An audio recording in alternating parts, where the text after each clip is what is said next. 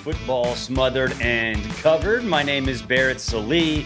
I appreciate you guys checking out the show. It's been a couple days since we have done this show, and there are various reasons for that.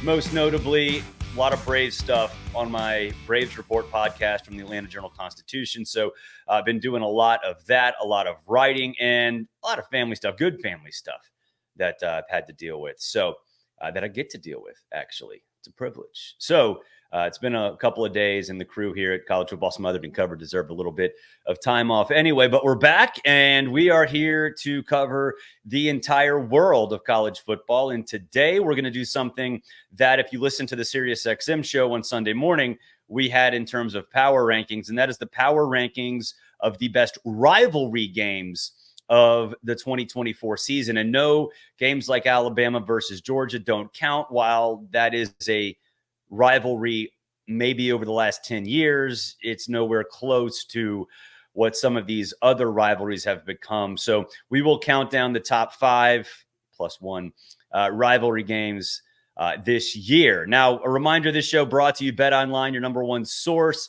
for the NBA Finals, Stanley Cup playoffs, everything that's going on in the world of sports. Get every matchup, even live odds from BetOnline. When the game's over, head on over to BetOnline's online casino, where you can get a game of blackjack, maybe get some poker in there, maybe unwind with over 150 slot options. So plenty of things to do over at BetOnline. Head to the website today. Use the promo code BLEAV, B-L-E-A-V. That's B-L-E-A-V. And you'll get 50% off your first deposit. Yeah, that's right, 50% off your first deposit. Use promo code BLEAV, and that'll happen for you. BetOnline, the game starts here. Okay, so we're going to count down our top 5 rivalries, but we're going to have a 6th. It's going to have an honorable mention. And mostly because I don't think that it's going to have a lot to do with the national championship race. In fact, I don't think it'll have anything to do with the national championship race. But Florida-Miami, week 1, the Swamp. That is going to be a fascinating game on that opening Saturday afternoon. The narratives that develop after the Miami-Florida game are going to be tremendous, especially for the loser. We all know what Billy Napier's situation is at Florida. The schedule's impossible. He has not lived up to what the anticipated success would be. And a loss to a rival, especially at home, would be deadly. On the other side, you have Mario Cristobal.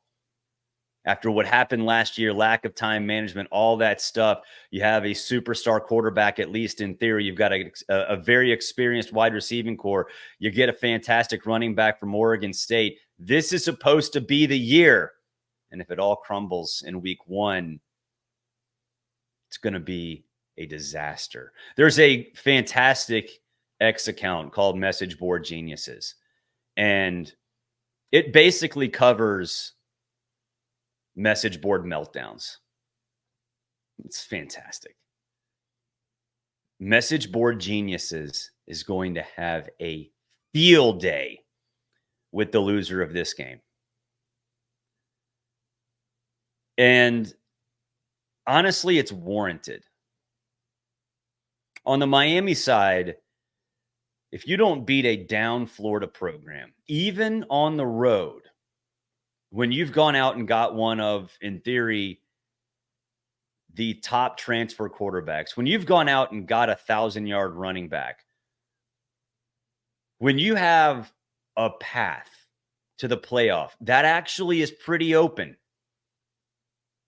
with the way the schedule sets up, and you eliminate that margin for error in week 1, the calls for Mario Cristobal's head will be everywhere. And on the flip side with Billy Napier, that schedule does him zero favors whatsoever. But I've said consistently, before you hit the bye week, before the cocktail party, and there are 5 straight, most likely top 15 games, which is just unfair. But before that bye week, before the cocktail party, there are 2 important games, the most important games of Billy Napier's Florida career. And that's Miami in week 1 and UCF 4 weeks later. Florida is not supposed to lose to little brother. And Miami is little brother. And Florida's especially not supposed to lose to the infant. And that's what UCF is, at least in the minds of Florida fans. I love UCF. I think they're going to be fantastic in the Big 12 this year. But in the minds of Florida fans, you can't lose that game. So what's acceptable for Miami? I think splitting those games is acceptable. I'm sorry, for Florida. I think splitting those games is acceptable. If Florida splits the Miami UCF games, if they are able to win one and lose one, then I think Billy Napier's okay going into that bye week before the cocktail party. That's when things get tougher. And that's when truly his job could be on the line. But it's that Miami game that really sets the tone for this season. So I have Miami and Florida as an honorable mention because I don't think the national championship race will have anything to do with it, but they're in-state rivals, and the narratives that come from that game are going to be tremendous. All right, number 5, the Egg Bowl, Ole Miss and Mississippi State. This will have national championship implications for Ole Miss, not for Mississippi State. The Egg Bowl is the most underrated rivalry in all of college football. When things get bad, they get bad. And I'm talking Hugh Freeze versus Dan Mullen bad in the mid-2010s. That was the fiercest rivalry in all of college football, and nobody seemed to notice. Now, in this day and age, it's a little different. It will be different. Mississippi State's rebuilding with Jeff Levy, and Lane Kiffin has Ole Miss cooking. But that's the storyline I love.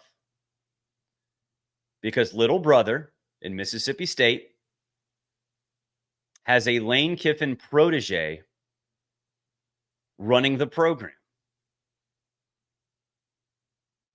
And Mississippi State folks hate to hear that their little brother, they are. And they've got one as a coach. But can he punch up? Maybe. I think Levy is in a tough spot because the expectations for Mississippi State are that they beat Ole Miss more times than not and make a bowl game, a good bowl game, every single season. That's going to be hard in the day and age of the SEC that also includes Texas and Oklahoma. But can you imagine what would happen if they wreck Ole Miss's season? And it's the Egg Bowl. You never know what's going to happen. So I've got that game 5th.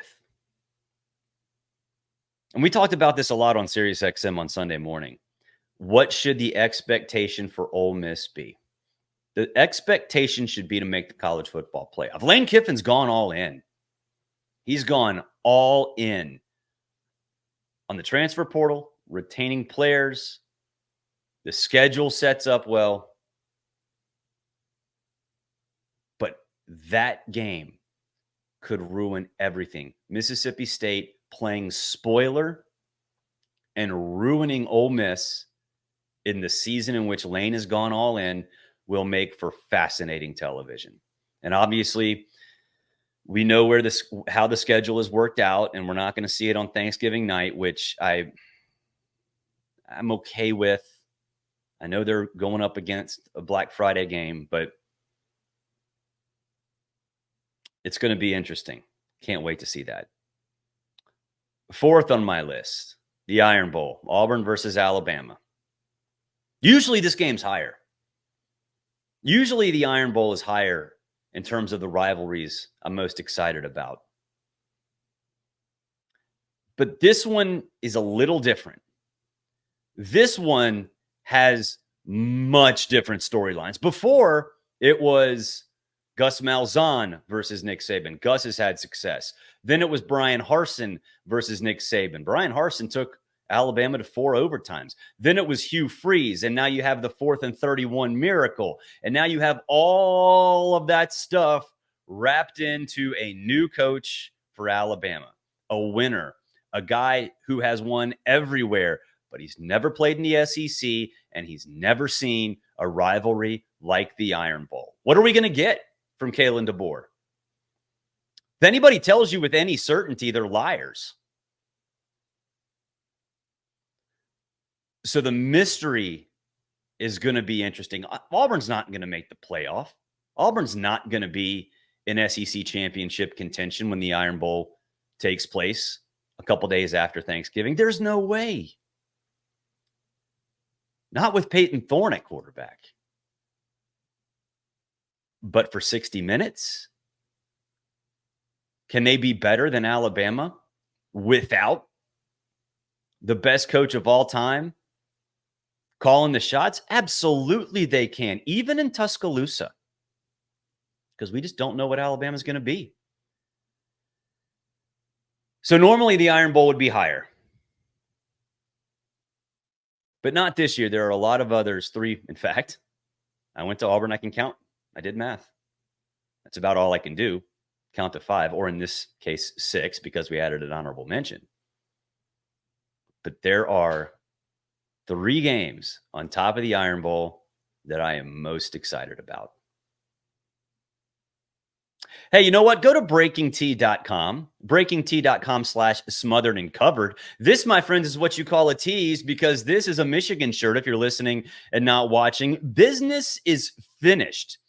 Michigan, national champions. You can get this shirt over at Breaking T. Go to breakingt.com/smothered and covered. They have you covered. That's right. They have you covered. They also have a huge game with Ohio State on rivalry weekend. We all know how big this rivalry is. It's huge.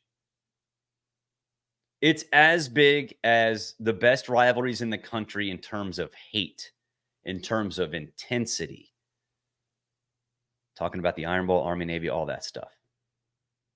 And yes, it's ahead of the Iron Bowl this year in my list of rivalries that I'm most excited about. Michigan, we don't know about. They're a mystery. Yeah, they won a national championship last year, but mass exodus all over the place, right? You look at the odds, Ohio State's more likely to win the Big Ten than Michigan. So Michigan's still not getting any respect, despite the fact that the program owns Ryan Day. Ryan Day is a wholly owned subsidiary of Michigan football. Will that change in 2024? It's one of the biggest mysteries of the season. And so think about what this game will mean. If Ryan Day loses this game and doesn't make the playoff, he's fired. I am 100% convinced of that. If Ryan Day loses this game but makes the playoff, there are going to be some really conflicted Ohio State fans and some really conflicted Ohio State boosters. But if Ryan Day wins this game, gets the monkey off his back, if Ryan Day makes the playoff after going all in the transfer portal, you could be talking about a changing of the guard in the Big Ten, a return to normalcy. So there are so many different storylines that will emanate from this game. So many storylines. And think about what this could mean in terms of Ohio State's chances at putting a Heisman Trophy caliber player out there. I think Michigan, Donovan Edwards might be the guy, but I think in reality, unless somebody comes out of nowhere, whether it's Orgy or somebody else, and becomes a superstar at quarterback, Michigan's not going to have a Heisman Trophy caliber player. If that changes, I think something is out of the ordinary. But Ohio State might. With that 1-2 punch at running back, with Igbuka at wide receiver. I'm not the biggest Will Howard guy. I could be wrong. But if I'm right and there's a substitute, a new guy at quarterback, player X. There are 3 other options. Getting the monkey off his back, Ryan Day getting the monkey off his back with a superstar player having a big day against the rival and stopping this streak would go a long way toward a Heisman campaign. So I'm excited to see that as well. Number 2 is Army-Navy. Whoever's seeing second, I want to go to this game so bad. I have not been able to do it for a lot of different reasons, whether it be at Bleacher Report when I was there, College Football News way back when, or CBS the last 7 seasons.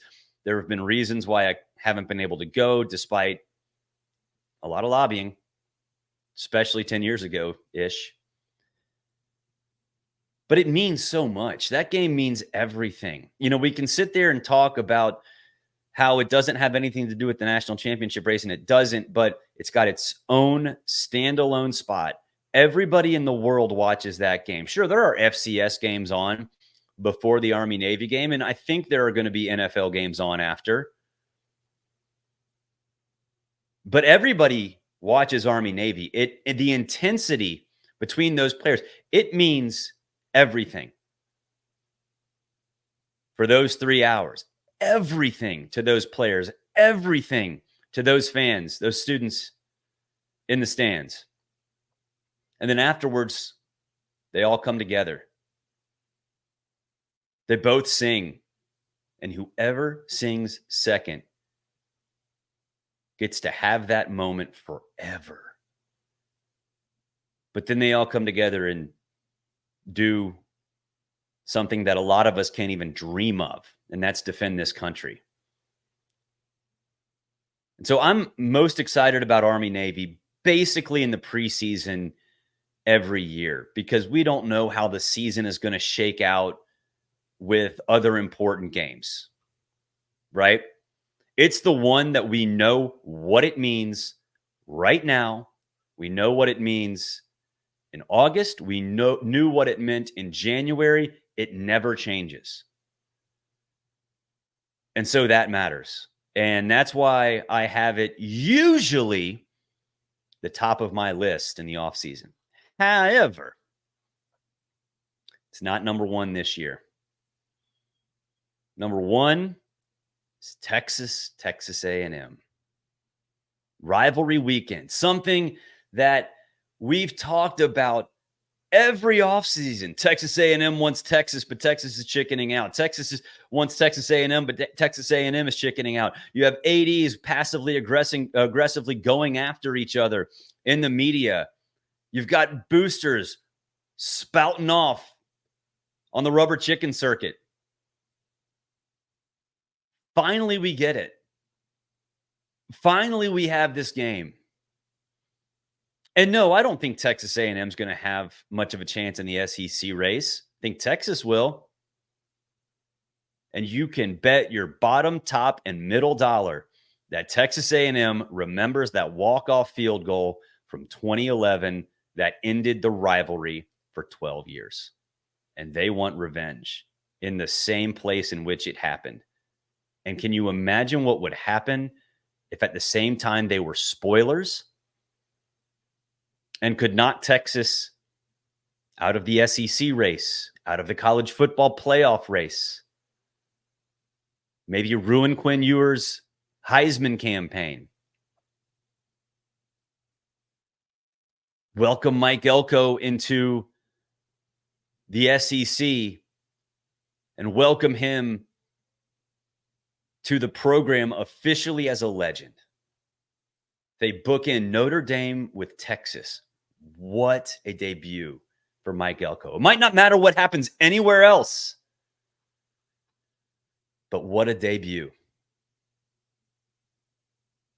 And when we look back at the last decade plus, I don't think we appreciated exactly all of the verbal sparring and the pettiness and the angst and the animosity.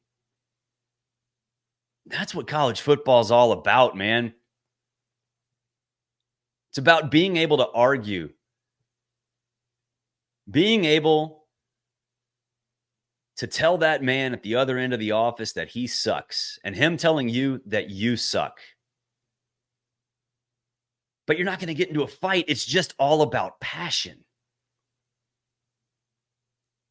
And that's what we had between those over the last decade plus. And now we're going to get it. All of those discussions will manifest themselves on rivalry weekend. And then for the next 364 days, somebody's going to be able to pound their chests and point to something, that game, the winner of that game, after those 60 minutes, as proof positive that they're the most dominant team in the Lone Star State. It is going to be phenomenal. Can't wait to see that. That will do it for this edition of College Football Smothered and Covered. Of course, we're presented by BetOnline. Go to BetOnline. You can take care of all your sports needs, your online casino needs, all of that stuff. And, until tomorrow, have a great Monday. Hopefully be back tomorrow. Don't think we're going to have anything pop up like we had towards the end of last week, but you never know. You never know. Have a great Monday, everybody. We'll talk to you soon.